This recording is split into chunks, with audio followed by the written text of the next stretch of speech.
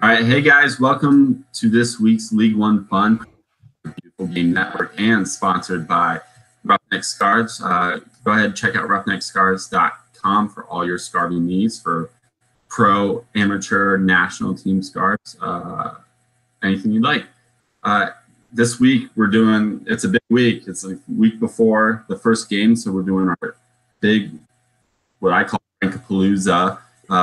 We're counting down best offenses, best defenses, best kits, best culture. We're going to give some predictions, some bold, some pretty mild. But joining me today are the guys. First up, we have Ira. Hey, Ira, how's it going? Hey, it's going great. Really looking forward to Friday, I have to say. We all are. It's been a long time coming. We also have, of course, Jason. Jason, how's it going? All bold, nothing mild over here. We're going extra spicy, extra chorizo, everything. Nothing but the spiciest around here. Wouldn't expect anything less. And last but not least, Chris, how's it going? It's going well. I, too, am looking forward to Friday and the Greenville Triumph making history with the first win in League One history. Wow, started already. All right, guys, before we get to that, we're going to run through some player signings real quick. Not going to give a whole lot of detail because there aren't a whole lot unless you are the Richmond Kickers. But, Ira, do you want to kind of name off who Richmond's been signed? Yeah, so Richmond basically filled out their roster. They got midfielders Justin Grove, Lucas Mendez, defender Luke, I'm guessing it's Pavone or Pavone, defender Wahab Akwi, and also midfielder Alex, is it Eisenkopf? I think it's Eisenkopf, and also Nick Retzlav, and midfielder Joe Geraldo. Some of those names you'll be familiar with. A few of them are new signings that you probably never heard of. So hopefully we'll see some of those guys on the pitch. Sweet. And Jason Lansing made some news. I believe it was this morning, right, or yesterday. They signed for guys, right? Yep, they signed a midfielder, Marshall Hollingsworth, an attacker, Elma in the 4, and these are probably going to be depth guys. But then again, we have a closed trialist who might be starting for them this weekend in their first game. So with Lansing, you never know. Depth rotation is extremely important for that team. Never know. And Chris, Greenville also got someone this week, right? Yeah, Armando Cazada. Man, I'm really not great with those kind of names. Just some goalkeeping depth. I mean, he's not going to be a starter. I think that's pretty locked down with Dallas J, but always good to have 3 keepers just in case something goes crazy. Of course. You never know, especially when you have Open Cup as well to worry about.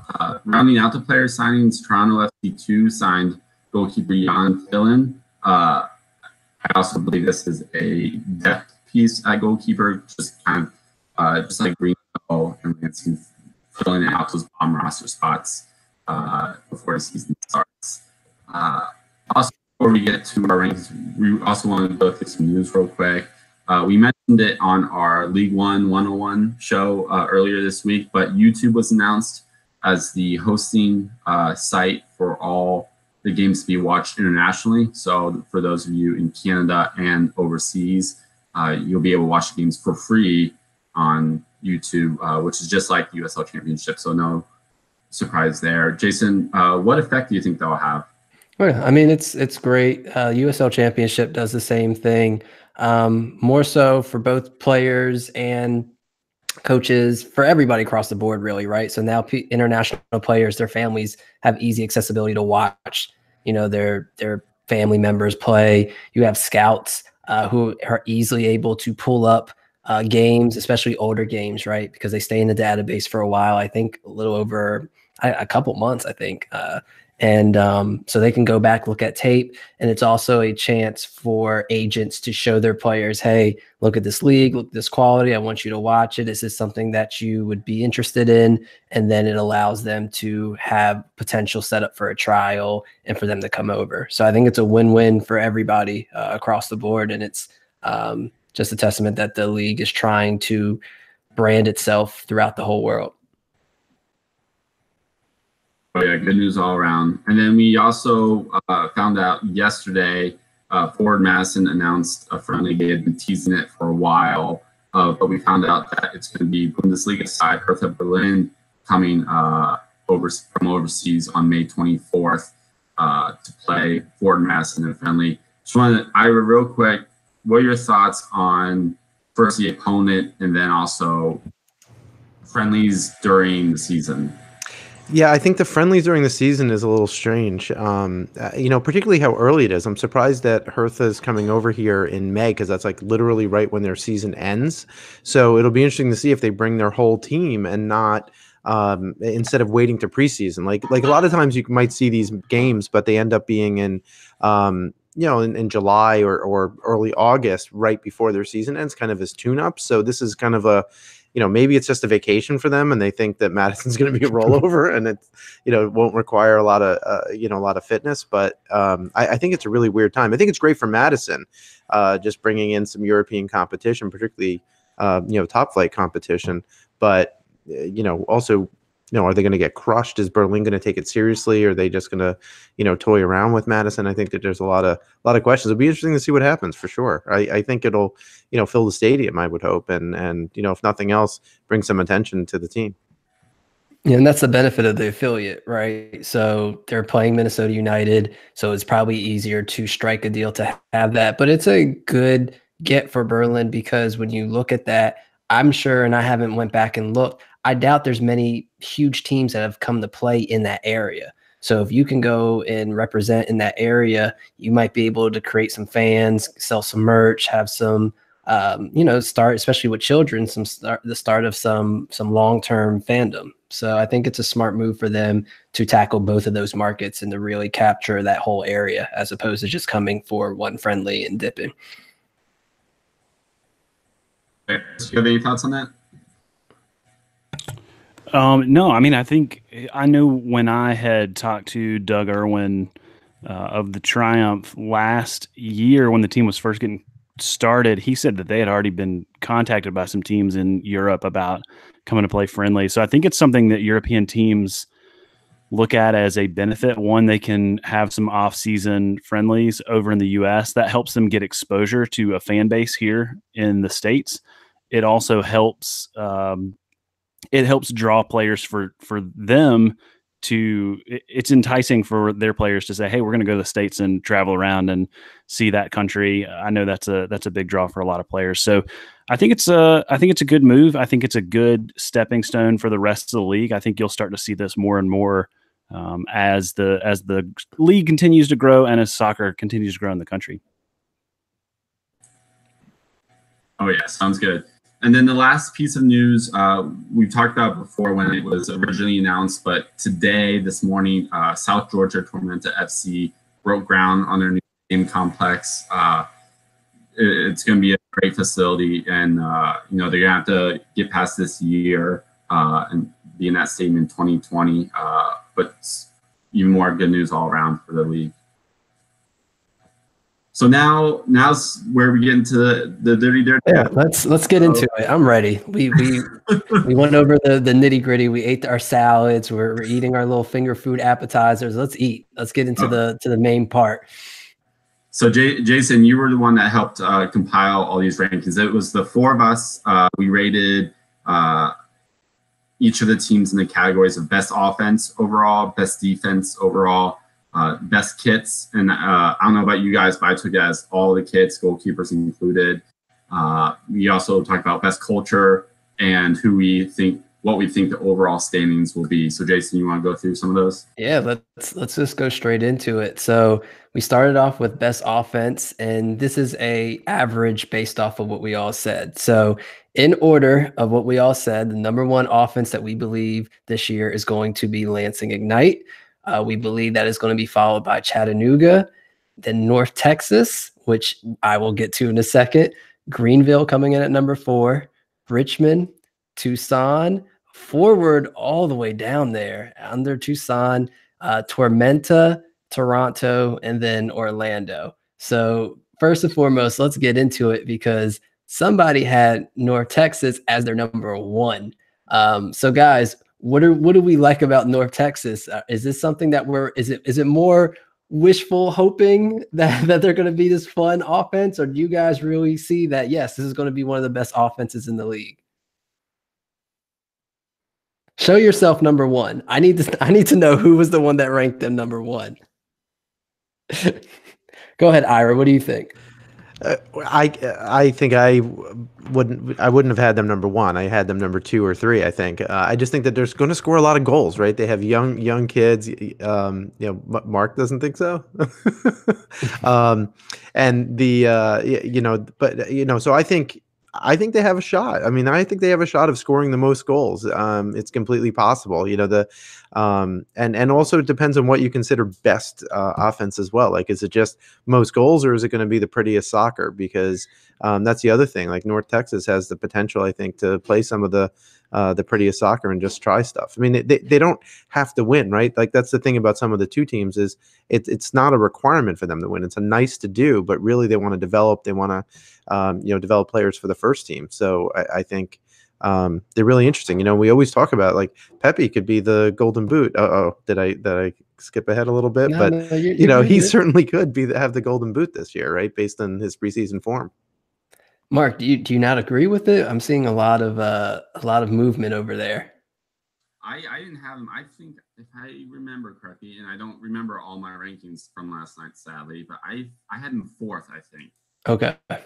So I had Chattanooga as the best offense overall. And why do you think that?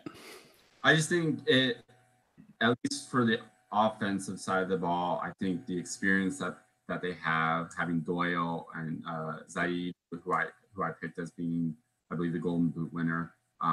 They're gonna bang in a lot of goals, especially against those 2 teams. I think they're gonna be all over the field, and so I took it as who's gonna score the most goals overall in the season, and that's what put them on top for me. Okay. And then moving on to defense, in order, we have Chattanooga, Tucson, Greenville, Richmond, Tormenta, Forward, Lansing, Orlando, North Texas, and Toronto.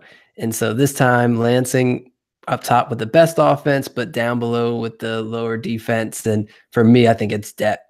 I think right now, I don't know who's their defensive depth. I think they have a younger defense. I think Grant Stoneman's going to be a great player, but I have questions about everybody else. I think Nick Moon's going to come in and could be a great wing back, but as far as from the defensive side, I just don't know.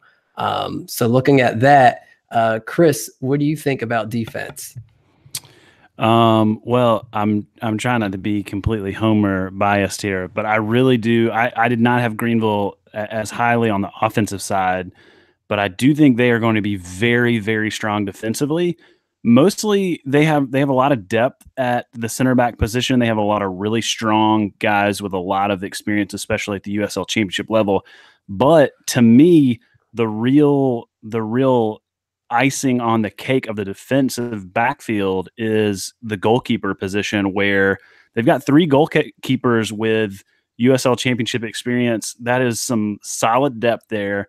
That is some solid competition for one another. Dallas Jays looked very, very strong in the preseason.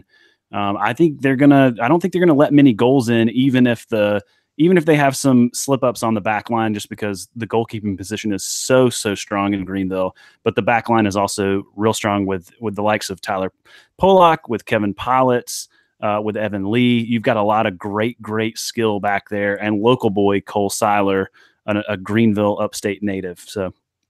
Yeah, I agree. I think Tyler Pollock's going to be super important for them. They look like they've been using him as a wingback. And he caused a lot of damage when he was with Miami FC2, a team that only allowed 5 goals in a whole season. So I think he's someone to watch for. One of the teams that we all kind of agreed on and being up there, except for one of us had them a little lower, is Tucson. Mark, what do you think about that? I agree. I put Tucson at 2 in my rankings for defense. I didn't want to be a homer and put them at 1, just because. But I think with like I talked about with the offense in Chattanooga, I think the experience with guys like Venter and Ledbetter and Wakasa, that back line is going to be strong. It's almost like a copy and paste from Greenville, as Chris just said. Goalkeeper is not as strong, I think, as some of the other teams. But I think when the ball's not coming close to the goalkeeper much this year, and so I'm hopeful that a lot of 1-0, 2-1 games are in the future.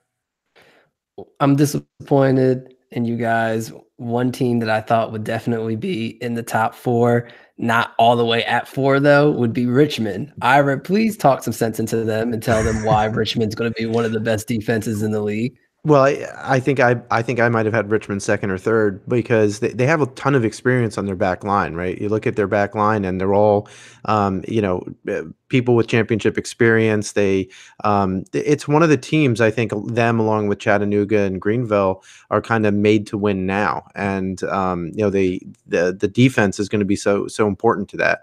And I think the fact that you have, you have a whole back line, whether they play back 3 or back 4, that's going to be really, really quite solid there. Now, I actually agree with the top 4. Maybe the order could be played around with, but at the end of the day, like as long as you score more than your opponents, you're going to be up there. So I think that best defense might be relative to some other things. I mean, look, we're all soccer fans, but we hope to see goals, right? Like we'd love to see 3-2 games all the time throughout the league. That would just make it more fun to watch. And I wouldn't be surprised if that was the case for all these teams. Yeah, I've learned to see the beauty in the 0-0 draws. Well, they can be very exciting, but at the same time, I don't see any of these teams built to be like ultra defensive, like super compact. I think 3 players previously with their coach coming back is huge, especially on the defensive side. They're all defensive players. And if Richmond's going to be that possessive team that Coach Below wants them to be, then I think 1-0 and 2-0 is fine with them. I think that they're just going to try to score and then milk that clock and watch the game get away from you. You mean 3 returning defensive players with their old coach, like Tyler Pollock, Evan Lee, and Dallas J with Coach John Arks? That's true. Yeah, that's true. I don't know. I guess are we going to call them Cincy 2.0 now? Is that what we're looking at? Straight to MLS, baby. So I think we're all good though with the top 4. I think we know the core. So the one thing I think we also agreed with is the number 1 for this next topic, and then everywhere else is just havoc. It's chaos. So next category, best kit. So unanimously, we all said Ford as our number 1. No, that is not true. That is what is on the survey. Well, you didn't get my results then. Yeah, that is what is on there. Well, can we just say that like the best kit is the forward goalkeeper kit? You're absolutely right. Chris is absolutely right. There's only 3. Chris definitely has a gripe with it, which I'm sure he'll talk about with his $90 jersey coming up. But the order that we have is Ford, Lansing, Greenville, Tucson, which I will get to, Richmond, Tormenta, Chattanooga, and then we're not going to really rank the babies on their kit since they're probably just going to be wearing what their dads wear. Chris, I think North Texas will be different, but I still have them at the bottom. Yeah, I mean, if you don't have anything, at least with the Tucson, we got a preview. But if we haven't seen anything else, it's hard for us to rank. But go ahead, Chris. It's bubbling because you stopped me. You wanted to make sure that it was a point that you did not rank them number 1. Tell me why Ford is not the best kit in the league. Okay, 1, I am a notorious sash hater. Even if Greenville would have come out with a sash kit, I would have hated it. I'm not a sash lover. But I will say this, as much dang hype as Forward Madison was putting into this kit reveal, as much build up as everybody had to how this was going to be the greatest kit since kits came around, to me, it was very disappointing. I did not think there was anything particularly special or over the top, just great. I mean, we know the goalkeeper kits looked good, but for me, the home and away kits were just kind of meh. I mean, they were fine. They were good. They weren't the best in the league. I don't even think they were second best in the league. I think there's a lot of, I'm just saying, I think there's a lot of creativity and ingenuity in some of the other kits that I just didn't see with Madison. So yeah, there you go. So who is your number 1? And if you say Greenville, I'm just going to mute you for the rest of the show. Listen, I like Greenville's home kits. I love Greenville's away kits with the Fulham inspired gradient look. I had them. I had Lansing up there, and I even had Tucson with their little T's above Madison because I actually like what Tucson's throwing out there, even though we haven't seen the full kit yet. There you have it. Chris likes teases of 10% of a jersey more than forwards. Wow. Ira, what do you think? I love forwards goalkeeper kit, so I kind of rank this just because that one kit I think trumps everything else, and so I'm going to stick with that. And I like some of the other kits. I don't like the plain kits, and I really don't like Tormenta's kit with no room for a sponsor. Like, how are they supposed to get a sponsor when their jersey has their name all over it? So see, it's even worse because they do have a sponsor and their team name. Right. Yeah. So that's the thing. Like it's overwhelming. It's like it's just too much. So anyway, so that's why I had forward first. I liked Greenville's. I think I might have had Greenville second and Lansing third, but I think those were some solid kits. And I didn't like Chattanooga because it looked like a t-shirt. It's just kind of boring. So I'd like to see something a little bit more flashy. At least Chattanooga didn't have their team name across the chest. Just saying. Yeah, fair enough. So, Mark, I know you agree with the Tormenta comment. You had talked about that earlier. What are you looking at for the best kit? So I had forward Madison, but I was also disappointed with the review. I thought, like Chris, they hyped it up so much, and you read about them, you read about how they were inspired, how it's a Madison thing. Some of us might not understand, and it makes perfect sense. But I think, especially with my biggest gripe with it is the huge stamped logo on the side, that if those players tuck in their jerseys, you're not going to be able to see half that logo. So that was my biggest gripe with it. I thought if Lansing's training kit was their own, easily number one for me. But I still really like that blue one with the gradient stripes down the side. So I had Lansing number two. And then I think, I know I had Tormenta last, but also like Richmond was a template. And we could have tried a little harder, I think, but I had them down below. And then Red Wolves too, with just the shades of red is tough on the eyes, I think. Yeah. So here's what I'll say about Ford.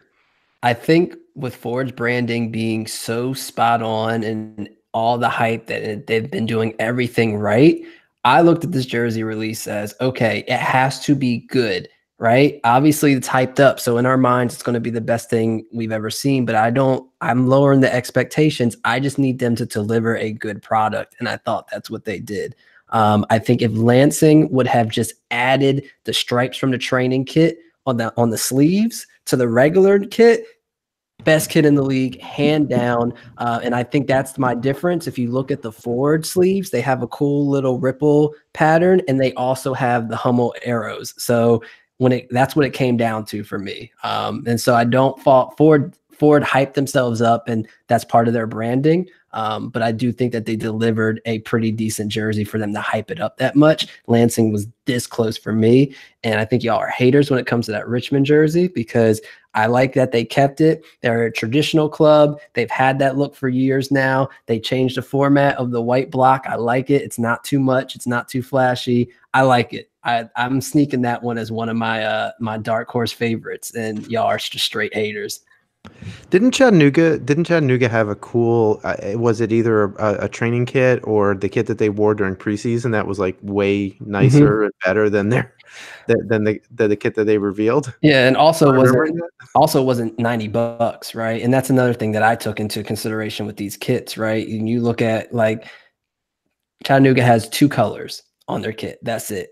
I don't like that the collar and the sleeves are the same color. The stripes going down is that same color. At least with Greenville, they have a different color collar than the others. So that's the kind of stuff I look at. But neither of those jerseys are worth $90. I'll tell you that much. Lansing and Ford both at a lower cost says a lot. But you pay a premium for that check on the chest. That's exactly. Greenville has an excuse. I will say that.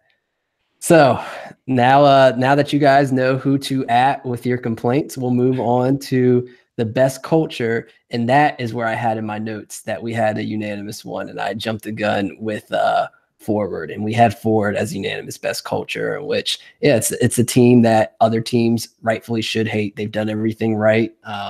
And I guess that can be annoying. So I 100% agree though that they've done everything right. We had Lansing at number 2, Greenville at 3, and then a tie between Chattanooga and Tormenta for 4. And we've got Richmond and Tucson. So Mark, what do you think about this list? This, I believe, is the exact order I had. I will say you gotta give props to Tormenta for their embracing trying to get dollar tickets. That I didn't take that really into consideration until just now. But you also got to take things like that ticket pricing into effect too. But yeah, Forward and Lansing, I think, are the crown jewels at this point in the league, and you can see it on social media. You can see it in how the teams interact with their fans. They're above and beyond what you would expect for a soccer team in their first year, pretty much. Ira, what you got? I think it was a little different. I mean, obviously, Forward, I think it's kind of Forward and then the also rans. So I think a lot of other people are a lot closer. But Tormenta's done a great job. I think the thing about Tormenta is that because they were the first team in the league announced and they've kind of been at it for a while, they've lost a little bit of that, newness flair that maybe, we kind of expected on social media. And, so I talked to someone from the South Georgia area, and they're like, yeah, like Tormenta's a big deal here. And, people are starting to get really excited that, normally this is a college football town, but the fact is we have something new and shiny and something professional that we've never had in this area before. So I think I had Tormenta second or third, but I mean, it's hard to say. I mean, just Forward social media, I think actually like raised Lansing social media. So I think actually they kind of helped in that kind of, little kind of northern Midwest rivalry there. So, but everyone's, I think, done a decent job in general. So no one's done a bad job in outside of some of the two teams. Yeah, and not to make Chris's head too big, I think that Greenville is going to be that surprise. We're going to look at them halfway through the season and go, wow, they've been averaging how many people? And they've been doing all this cool thing, all this cool stuff. And that's the team I think that I probably ranked a little higher than everyone else did, except for Chris, obviously. But Chris, you can speak more on that, and you can sell it to everyone else. Sure. No, I mean, and I agree. I think Forward Madison has really set the standard. And like I think you're right. I think it's going to be completely different once the season gets going to see how the cultures grow and change once games are actually being played. But I actually had Greenville and Lansing almost 2A, 2B. I think they're both doing nearly as good of a job as Forward, but maybe just less of the coverage outside of real fans of those teams and real fans of the league. I think I said on the preview show on Monday that Greenville is like the poor man's Madison, like just the Madison without all the hype. And you could say the same thing about Lansing. I mean, those two teams are really doing a good job of growing the culture.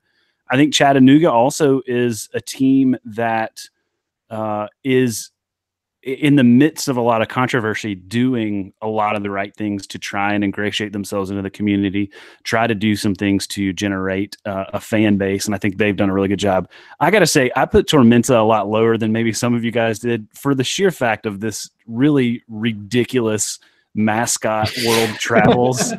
Where in the world is Carmen Sandiego thing going on? Like that thing has been so ridiculous to me that like that almost took some of the goodwill that Tormenta has had. And I was like, I can't do the mascot traveling to talk to the Pope and Conor McGregor. They're trying. I must be old because I didn't mind that.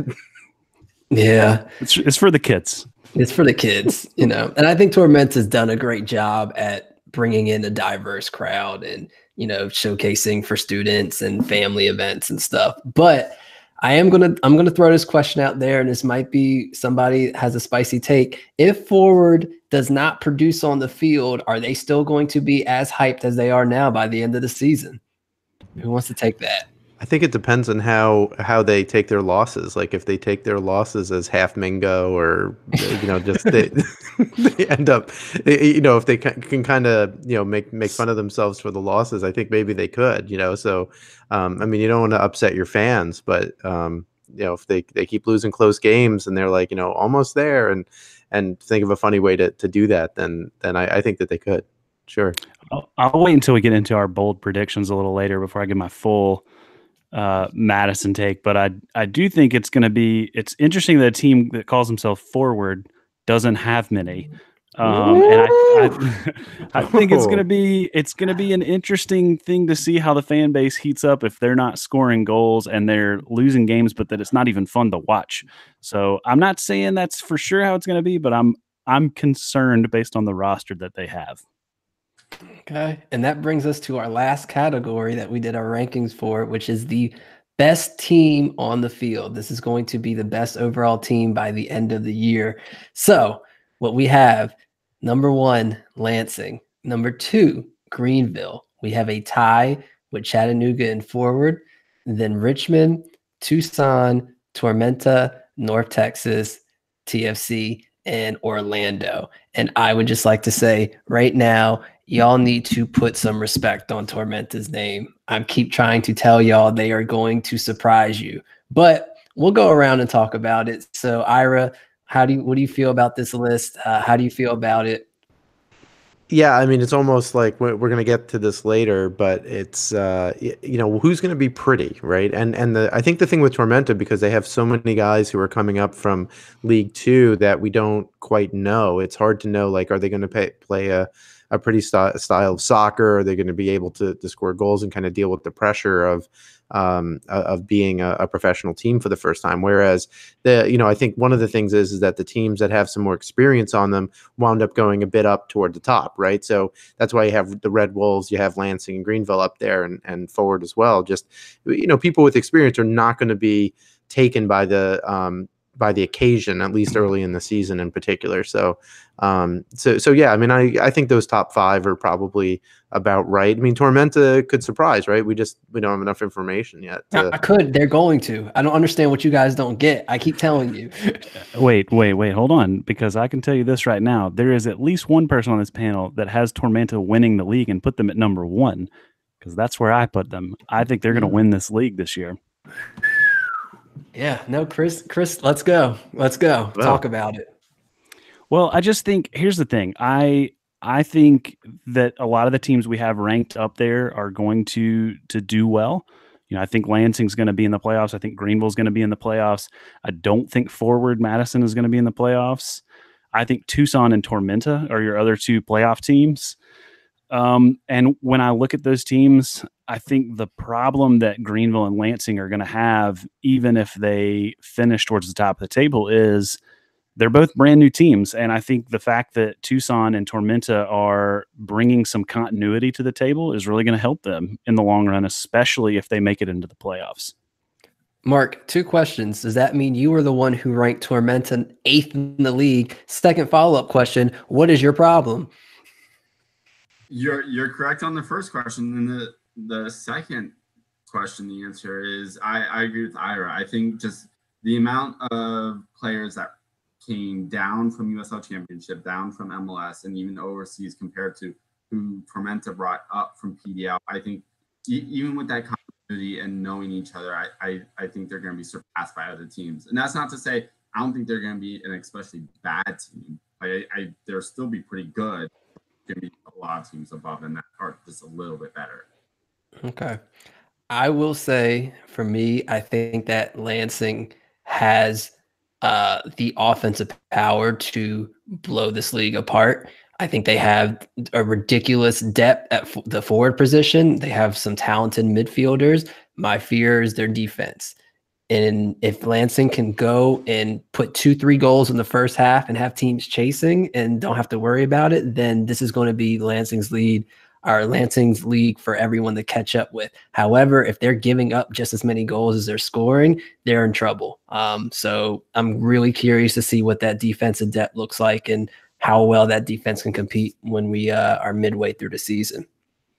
I think I compared Lansing to somebody to like the early 2000s Indianapolis Colts. Like they're just going to be trying to outscore the other team without playing defense at all.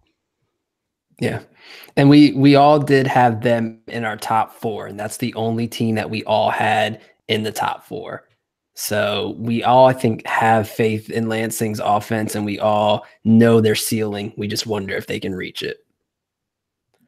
So yeah, that was the survey part. So you guys, obviously Chris with the hottest takes in those, but I will end with put some respect on Tormenta's name. And also, if Richmond is the possession team that they can be with that defense, I think that they are going to surprise people, and that's going to be the team that sneaks in as a 4 seed and then ends up winning the whole thing.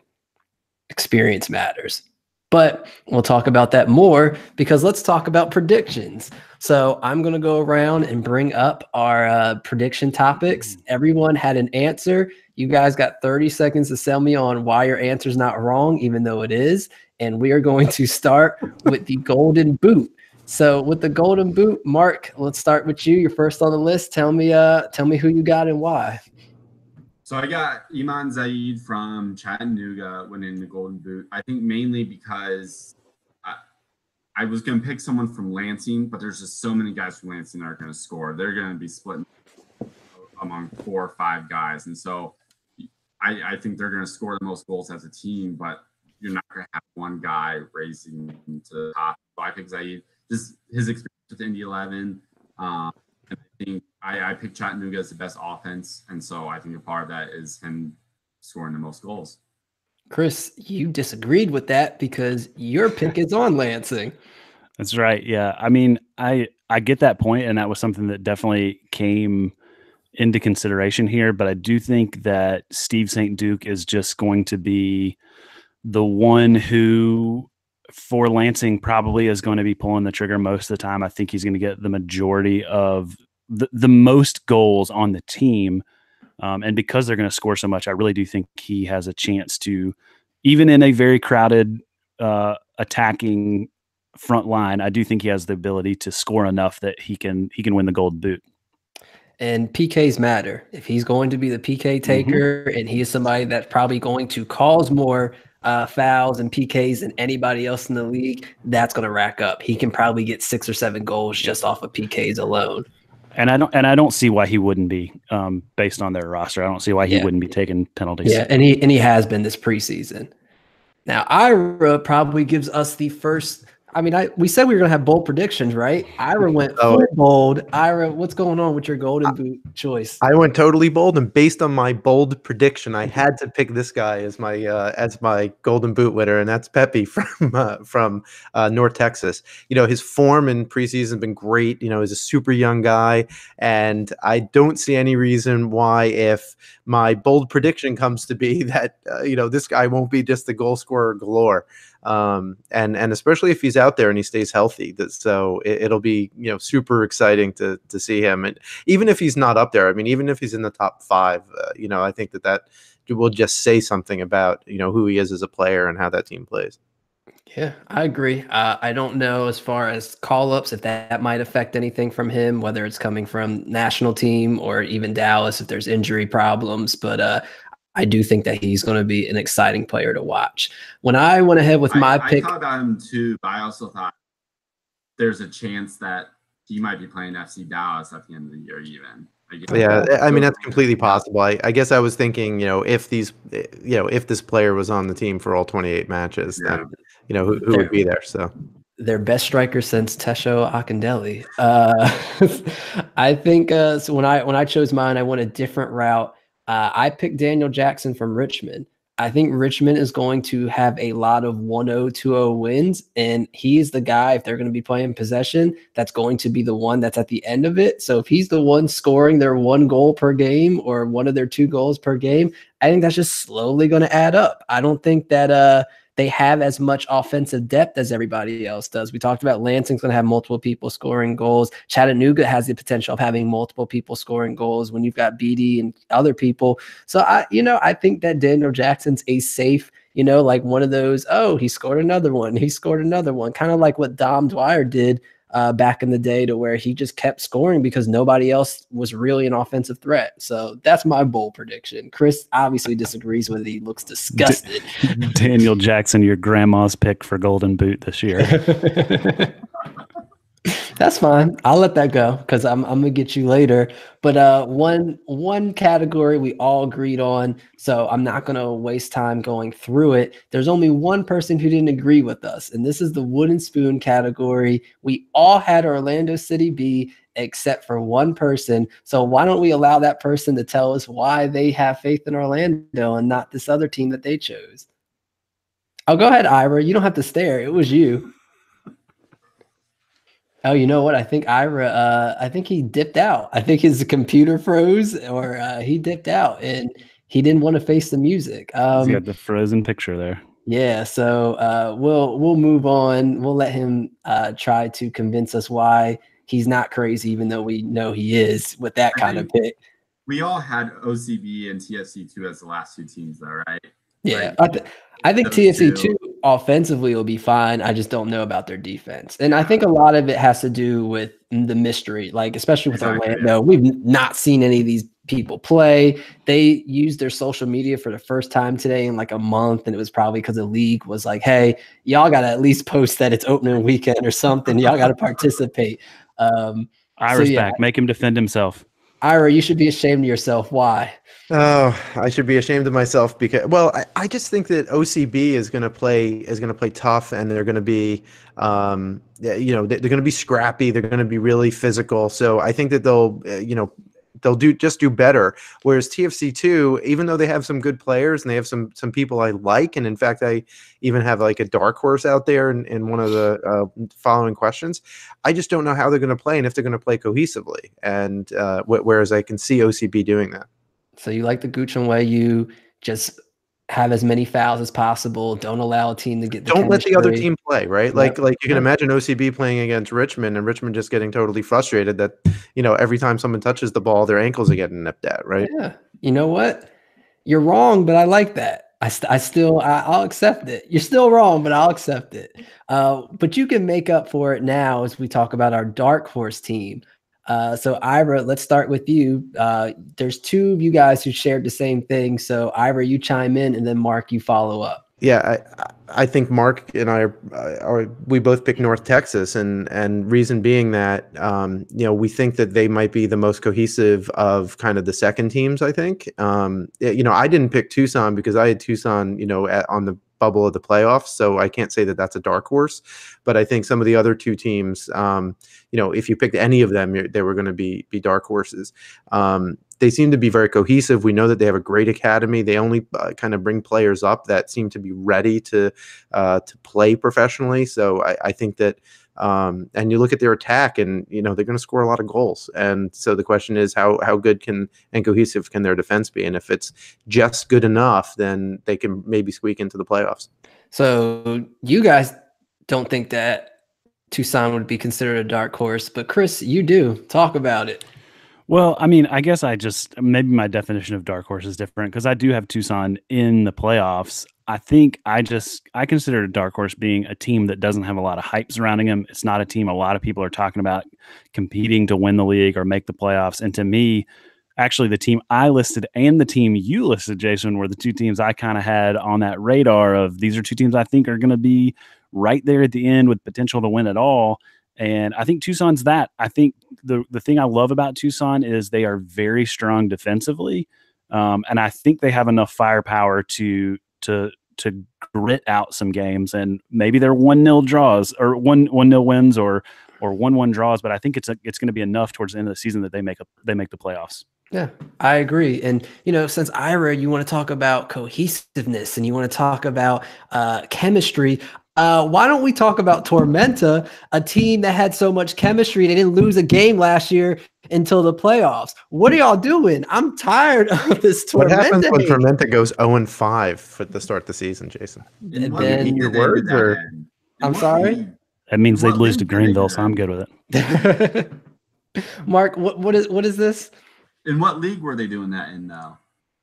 A league that has since been called League Two. But, all I'm saying is in the beginning of the year, Tormenta, I think, outside of Greenville, maybe we'll see, will be racking up points because these teams are still trying to learn their system. They're still trying to learn each other. Tormenta has purposely not put out how they're going to play. They're not putting out who's doing all the scoring and who are the players to watch. They want you to go in there and have no idea what's going to happen, and they are going to explode in your face. They are going to dominate in the first half of this year, the first quarter of this year, until teams get it together. I'm tired of y'all pushing them down. So obviously my dark horse team is Tormenta. Wait a second. Which camera's mine? Oh, the one with the red light, right. Jason, have to calm down and have reasonable expectations, right? The fact is that there's not going to be parity in this league, and Tormenta, while they might be okay and they might squeak into the playoffs, I think that they're not going to be as cohesive as you think. There's a lot of players. Like I hope you're right, and it would be great if the new team that's going to have a great stadium, they just broke ground this morning, is going to be riding a high going into their new stadium. But in a way, I kind of hope that they wait until they're in their new stadium to be like super good. I hope that mascot whoops your ass. Speaking of dark teams or dark horse teams, let's talk about dark horse players. So Mark, why don't you start us off with who you think is the player that might not have been getting a lot of attention in preseason that's really going to surprise us this year? Yeah, so it kind of blew up this morning because I think it was Phil Friend of the Lansing Journal also mentioned this player, but I had Alex Bruce Deloney from San Antonio SC as my dark horse player. And just because on that team, I mean, he's fourth or fifth, right, on attacking depth, but I think he's going to make a huge impact. And it seems like he's fitting into the team real well, and there just hasn't been a whole lot about his addition to the team so far. Okay. I agree with that. I think that he's going to be someone, like we said, Lansing has a lot of attacking power. The one thing that is something that they need for sure when it comes to having Lewis on the side and St. Duke running around is someone that's a clinical finisher. So if Alex Bruce can prove that he is that player, I'm 100% behind that pick. Chris, you're going West Coast. What's yours? Yeah, well, I mean, Tucson's my dark horse team, so I gotta take a dark horse player off my dark horse team. And the definition of dark horse player is a center back, because they get almost no love most of the time.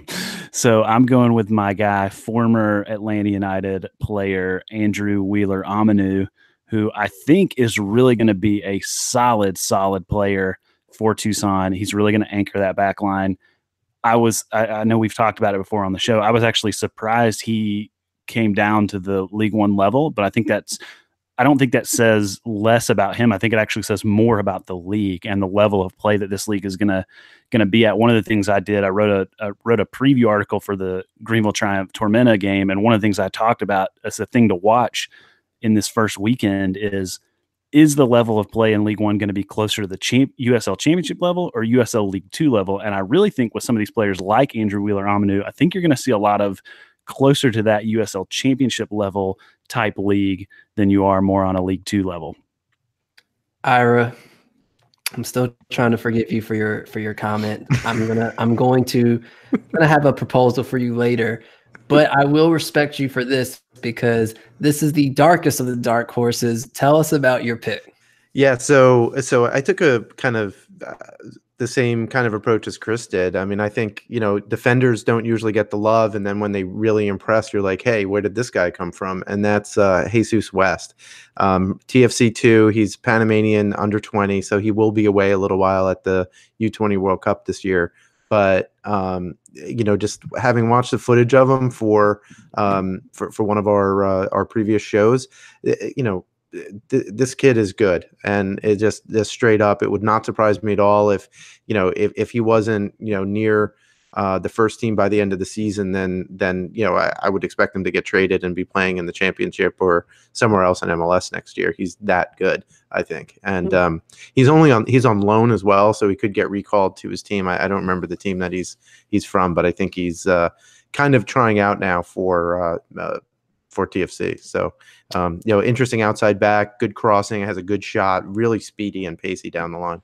That's interesting. So we all had Orlando as the wooden spoon, except you had Toronto, and then you picked your dark horse player as a defender from Toronto. That's a great concept. I love it. I see. Yeah, well, I understand it's the logic. dichotomy that is Ira jersey. So. Someone has to shine, no matter what. No matter where you're on the stand, someone has to shine. That's true. So with me, I picked Danny Tenorio for Forward Madison. I know we've been down a little bit on Forward this show, but I think that if Forward does have offensive power, or if they have that creativity and that flow, it's going to come from him. So he's going to be missing, I think, the first couple of games. He's recovering from an injury right now, coming from MPSL. He's a beast. He's someone that could play passes. He's someone that runs back, intercepts, has great recovery speed, can go onto the wing if you need him to. And when I look at Ford's roster right now and I look at that formation, they're going to need creativity. They like to switch the ball a lot, and that's how they've been scoring goals. That's only going to work for so long, right? Defenders and coaches can plan for that. So I think towards the middle of the season, once they get a flow of players, maybe Mason Toye comes down and is their striker. We don't know. But if they do have a clinical striker, he's going to be providing a lot of assists for them. And I think he's going to also be scoring goals himself. So moving on, we got our darks out the way. Let's talk about the more popular and the best. So let's start with the best attendance. And Chris and Mark, you guys are on the same team this time. Why don't you tell us why that Madison is going to have the best attendance in the league? I think just based on the interest that they've sparked in their community, I think it's going to be a huge draw, especially the first couple weeks. They actually don't play their first home game not until a month from now. So hopefully the team plays well enough that they'll be able to keep that momentum that they've worked on all off season, and I think they'll be able to capture enough people and play enough that people will come back. But I also think my dark horse for attendance is going to be Tormenta, and I know someone else has picked it, but just making it friendly enough calm is going to be a huge impact for them. So I made some bold predictions for the Triumph earlier this week, and one of the things I said was that the Triumph would average over 2,000 fans per match, and I think that is realistic. I think it's doable. I think it's a big goal, but I think it's very doable for Greenville. But I did put Madison as the team I think is going to be the best attended this season. Not as much just because of the fans they'll have in Madison, but because I think what the team has done in creating this culture and this spectacle and this marketing giant is I think it's going to become a little bit of a pilgrimage type team to come and watch for a lot of soccer fans across the country. Like, I think you'll see people making treks to Madison, or if they're up there for business, trying to get to a Forward Madison match. So I think that's really going to help them in attendance, just from the sheer standpoint of the marketing they've had across not just what they've done, but how other outlets have picked it up and run with it. And yeah, you guys brought up Tormenta. That was Ira's pick. Ira, do you want to talk on that? Yeah, I just think the fact that they've had a kind of a head start, that they've, I think early on they did a very good job with fan engagement, that they have it. Now, they weren't my first pick, but I kind of didn't want to do the homer pick myself because I've been covering, Richmond for this show, and Richmond, I think, will wind up with 3,000 or 4,000 fans a game, and they'll probably be at the top. But now I think you want to use Tormenta. Logic. Gotcha. Okay. Well, now we're using Logic. Well, this is the best. This isn't the dark horse. Come on. But I think Tormenta has done a really good job. So I think of a lot of the new teams that they have a good shot of.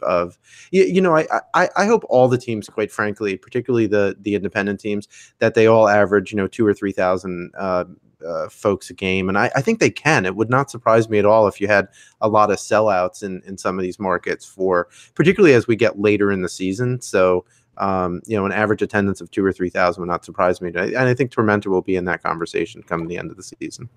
Well, in Tormenta, it's a genius move, but having the $1 student tickets, I think, is really going to help their attendance explode, because that's a massive incentive. You can't do anything entertainment wise that cheap.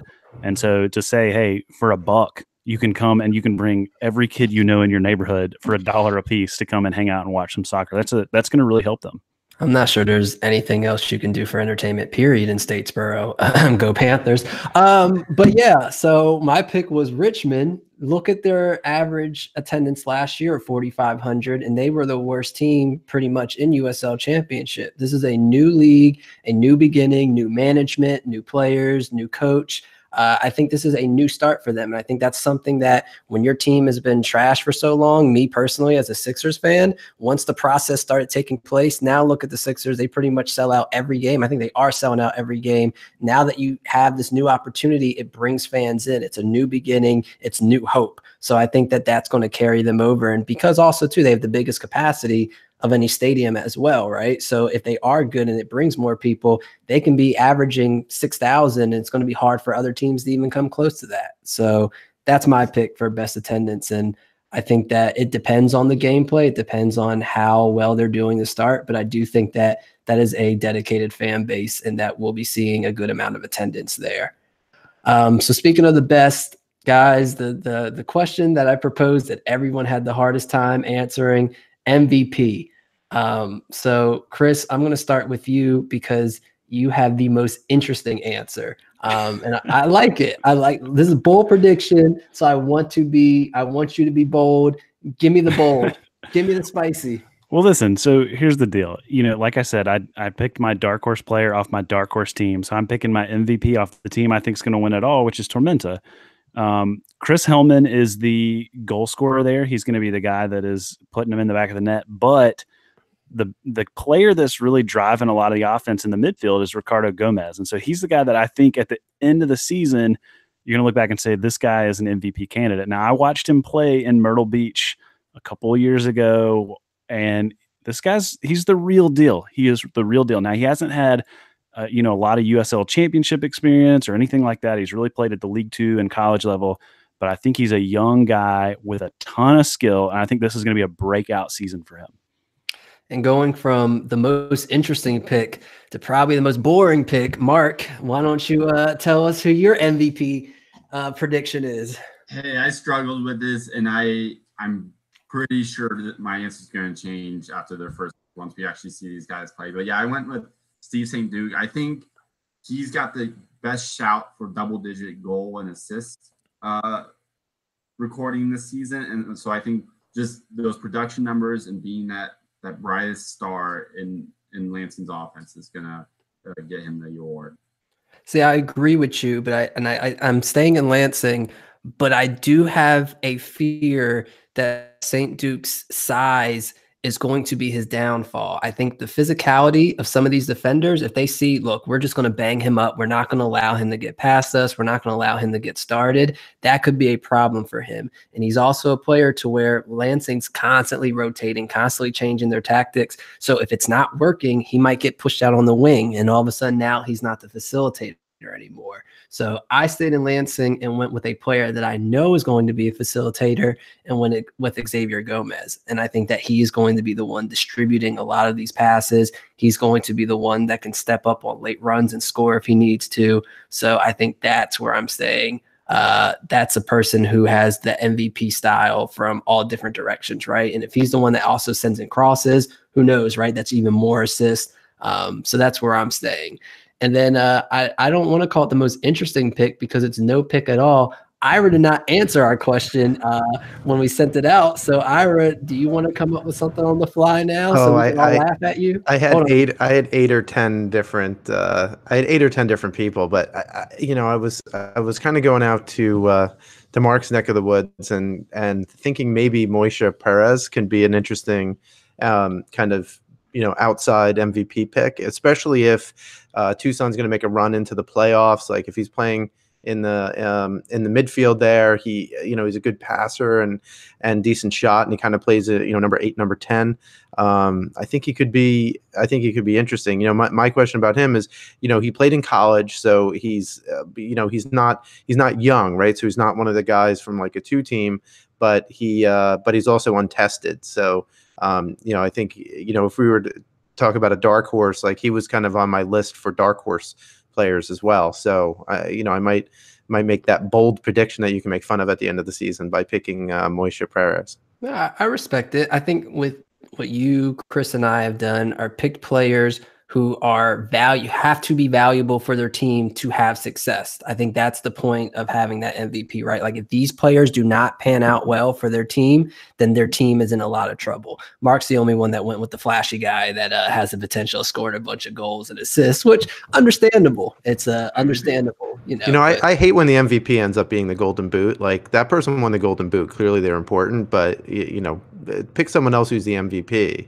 That's down your way, Jason. Like it's like saying that Almiron wasn't the MVP and it's Martinez just because he was the leading goal scorer. I was gonna pick a defender, but we all know defenders don't get MVP. Well, let's do this then. We are going to have a League One MVP at the end of the year. We're going to get together and we're going to discuss the player who might not be on the score sheet, might not have been flashy, but was so important to their team. They deserve credit, and maybe we'll even make a little trophy ourselves and send it to them to let them know that they are appreciated, whether they want it or not. Right, exactly. It's a good idea. All right. And guys, we want to know what you think, what your MVPs are. So feel free to tweet us at League One Fun or us individually. I'm really curious. It's a first year, so we don't know what's going to happen. So I'm excited to see what you guys think. So as we round up our predictions, guys, I've saved the best for last. I want one bold prediction for 30 seconds. You've got to convince me while you're not out of your mind in something that you are going to stand on at a pedestal at the end of the season and said, remember when I said that? That came true. Mark, what is going to happen this year? That is your biggest bold prediction. So my boldest prediction, and I don't actually think it's that bold, but it's what I went with. I have at least one team from USL League One wins 2 Open Cup matches, meaning they get to face an MLS team and probably lose that one. But I think just the draw that some of these teams are going to get, they're going to get either a lower division amateur side or a League Two side. I don't think they're going to have much trouble with that. And some of these teams are going to catch some championship teams sleeping. Some that just are too busy with. Tell me who. That's not good enough. Tell me who. I'll go with Lansing. Okay. Because especially if you consider the regionality of Open Cup and who they could face, you have Lansing could face, if they get all the way, you might have someone like Chicago Fire or Indy 11 who has struggled just a tad this year. Maybe even someone like St. Louis. Who they've already beat, right? Exactly. Yeah. One of these teams, I'll go with that. I'll go Lansing Unite will win 2 U.S. Open Cup games and probably still look good against the MLS side, but fall short. And I'll make a bold prediction that if Lansing plays Chicago, Edwards doesn't play for either of those teams by the time that happens. That'll be my bold prediction about that. Ira, give me your bold prediction. So mine is that more than a quarter, so 8 or more games that North Texas plays in will have 7 or more goals. So I just think that this team is going to score, but I think they're going to be a sieve for defense. So I think there's going to be like 5-2, maybe a lot of 4-3 matches that they're going to play in one way or the other. So I just think that they're going to be exciting total goal scoring, and that there's going to be a ton of games with a lot of goals, and it's just going to be fun to watch. And you're saying 8 games? I'm saying 8 games or more with 7 or more goals. So that's about a quarter of the season, about? It's just over a quarter of the season, right? Okay.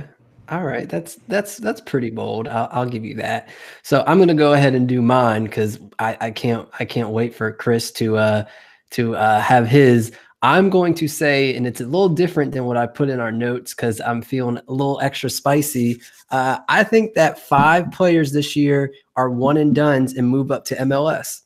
I think that this is going to be a league to where, especially when you look at affiliates, I think especially with Lansing, even though I don't think Chicago has announced them as an official affiliate, I think they're just like buddies. It's kind of like when you're dating someone and y'all are talking, but you haven't really made it official out loud, but they've met mom. It's awkward. But I think if Chicago Fire do not have a good year, and especially when they've already got a questionable back line. I don't know what they're doing with Nikolic. He's not finishing goals up top. Lansing having all of those strikers and those forwards and having Grant Stillman as a, if he's a defender that we all think he can be, I think this league's going to have 5 players that go up to MLS. And that can be everyone from Jordan Peruzza going to Toronto, right? If Josie can't stay healthy, or if Toronto's bad at the end of the year and Jordan Peruzza is killing it, who I think will be in the top 3 of the Golden Boot race. I think he's absolutely going to be a monster this year. Why wouldn't he get a call up? And you've got Richmond with Abu Bakar, with Columbus. If their defense is falling apart like it is, getting scored on 3 times by the Union, who couldn't score a goal to save their lives prior to that game, why doesn't he might get a call up, especially if he has an impressive US 20 camp. So I think that 5 players by the end of this year or at the end of this year will be making that move up to MLS. And then last but not least, Chris is ready. He wants all the spiciness. Tell us what you think, Chris. I'm ready to block out the haters. Lansing fans, if you want to send me all the swag, I'm here for it. Because here's my bold prediction. Not only does Forward Madison not make the playoffs this season, they're not even close. In fact, I think they may finish 7th or 8th in the league. All hype, no substance. I don't think they got it in them. Hashtag spicy take. Yeah, what do you think about that, guys?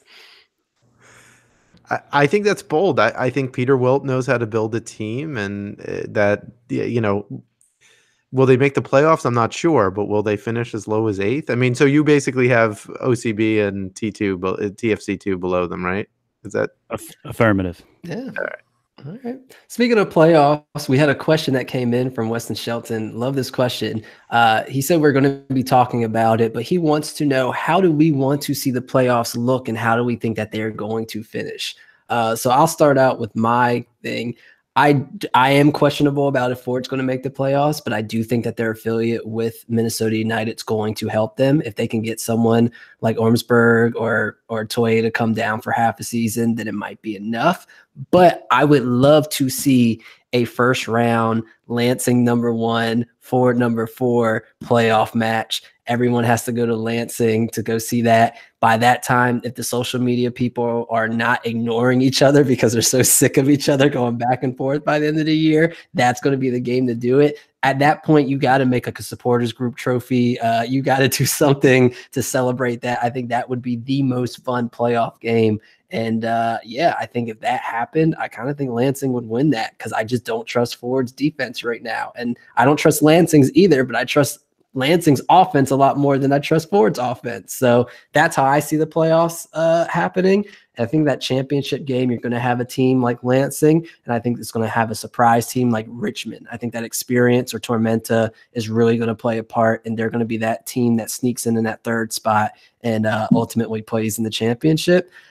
I don't want to call the championship because we haven't seen anybody really play yet, but if I have to do it right now, I'm going Lansing. Guys, Mark, what do you think? See, I have the exact same. I have, I think over the course of the season, I think you have Red Wolves being the best overall team, maybe that 1 seed. But I think, playoffs, anything happens, and I think there's an upset in the playoffs, and I think Lansing will beat Madison, just like you. But I also have Greenville beating Chattanooga, and I think Lansing's going to win it all. Especially not in the regular season, but I think if you're just focused on 2 games, a playoff, home field advantage will definitely help. I think Ignite go all the way. Depth matters. That's all I'm going to say. And I think that right now, if you look at all the teams, I think Lansing probably has the best depth. Chris, what do you think? How do you think the playoffs are going to shape up? I think I've given my 4 teams. I think it's Lansing, Greenville, Tormenta, and Tucson. And ultimately, I think I wouldn't be surprised to see either Tucson or Tormenta win it. But I'm going with Tormenta. I believe in them. I think they were the first team in the league, and I think they'll be the first team to win it. And Ira, I don't know if you have Orlando as a seed or a 4th seed, but why don't you tell us how the playoffs are looking for you? No, I have, so if I were to rank right now, I'd have Chattanooga probably winning the league, and then some combination of Lansing, Greenville, and Richmond behind that. I agree with you. I think that Richmond, experience matters, and assuming everyone can stay healthy on Richmond, that they would wind up making a run. But I think that the Red Wolves have a good shot of winning it. So if you have, I could see, it's interesting. So you have 3 teams kind of in the East Coast. So I wonder what the draw would be when you have Greenville, Chattanooga, Richmond, like who plays who there. And I think, kind of whoever plays the Red Wolves ends up, potentially, the Red Wolves have something to fight for here, right? They want bragging rights in Chattanooga. So I think that, they win the league and they go on and they win the cup. I can see. Wouldn't that be something if the Red Wolves win the league? I can see why Ira likes the Red Wolves, because they're old. So that's. Hey, I'm a hashtag play your kids kind of person, but we're talking about winning this season, and I'm sorry, I'll say seasoned. They're not old, they're seasoned. They're veterans. But that's my gripe with them. I think time, like by the end of the year, you've got tired legs, and when you've got teams like Lansing who are younger teams with depth that have rotated and haven't played as many games, that's where the playoff runs happen. That's where upsets happen, and that's where you feel it. You look at even last year in USL Championship, that Phoenix midfield was tired and didn't do anything. And I think that plays a big role in the playoffs, and that's why I love playoffs. There's a few less games though, right? I mean, that's the other thing is that this isn't, but depth is an issue, right? So these teams aren't quite as deep, I think, as most championship teams were last year as well. So, obviously this is on all of our pieces, parts, this is just conjecture, right? So. All right, guys, it's happening. It's starting in a couple of days. This is it. This is our last show. The next time you'll hear from us, we're going to be telling y'all how right or how wrong we were. Tell me what game you are most excited to watch this weekend and why we should watch. Chris, I already know your answer, so why don't you just go ahead and start off and tell us. I mean, the only acceptable answer here is first game in league history, Friday night, Greenville, Tormenta, opening the inaugural season of a brand new league. Going to be down there where the team Tormenta has had a lot of stuff going on this week. They've been breaking ground on their new stadium. They got the championship trophy down there that looks like an upside down rocket ship. I think these are two teams, for my predictions, two teams that are going to be in the playoffs this year. So I think it's going to be worth watching. And, according to the league, this is the #1 rivalry. So you might as well just tune in and see what's going to happen. I actually think there is going to be at least one controversial call or play or something that will contribute to this actually becoming a real rivalry. And and because we're so close, I know there's a good contingent of the Reedy River Riot supporters group for Greenville going down to watch the game on Friday. I won't be down there, but I know there will be a good crew. So, Ira, what do you got? Yeah, I'm going to be, paying close attention to the North Texas Red Wolves match. But I plan on watching all 4 matches. I mean, first matches for a lot of these teams ever. It's super exciting and fun to watch these guys. And just a shout out, because if you don't know, not only do we have League One Fun, but BGN.FM also has USL News, and we'll have recaps of a lot of these matches. So I'm doing the North Texas Red Wolves review post game. So look out for that. And I think Jason's doing one of them as well. Yeah, and BGN's also expanding. Have to welcome Capital Combustion to the BGN family. They are going to be a podcast covering Lansing with us. And also shout out to Richmond that have 2 new podcasts. They've got the Total Soccer Show. Taylor and Daryl are going to be covering the Richmond Kickers. They're going to be doing, I think, a weekly show.